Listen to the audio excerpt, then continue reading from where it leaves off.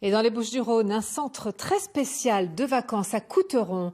Il accueille des enfants venus de camps de réfugiés en Algérie, des petits Sahraouis. Cela fait 30 ans que Copains du Monde, avec le Secours populaire et les Éclaireurs de France, offre chaque été quelques semaines à ces enfants qui vivent dans des situations de guerre ou de crise grave. Frédéric Renard, Sylvie Garat. Bonsoir. Une école sous les arbres, loin des conflits, loin du quotidien des camps de réfugiés de Tintouf en Algérie. Ils sont sahraouis, ils ont 10 ans. Ils apprennent avec joie les rudiments de la langue française, des mots simples posés sur un tableau, des mots émouvants dans la voix des enfants.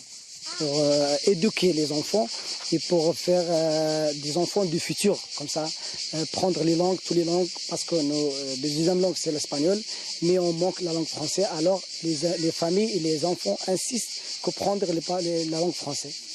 Cela fait 30 ans que les Copains du Monde accueillent les petits Sahraouis, les enfants de réfugiés victimes de la guerre du Sahara dans les années 75-76, des camps toujours en activité. Chaque fois, pour ces enfants du désert, tout est ici émerveillement. Des arbres, de l'eau en abondance. C'est trop bien. C'est la première fois que je vais à la piscine comme ça.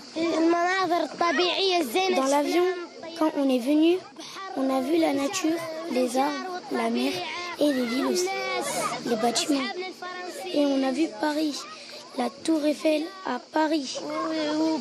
Paris. À travers le message qu'ils auront reçu avec nous pendant 8 semaines, parce qu'ils sont avec nous pendant 8 semaines, 3 semaines en Provence et quelques semaines dans le Nord après, eh bien ils repartiront gonflés et plein d'idées nouvelles à développer dans leur campement pour les réfugiés. Ils partageront tout ce qu'ils ont collecté en France, des habits, des chaussures, enfin du matériel, tout ce qu'ils ont besoin pour dire de vivre un peu heureux dans des conditions très très difficiles qui sont les leurs dans les camps de réfugiés en Algérie. Dans cette colonie de vacances, pas comme les autres, une dizaine de nationalités se mélangent.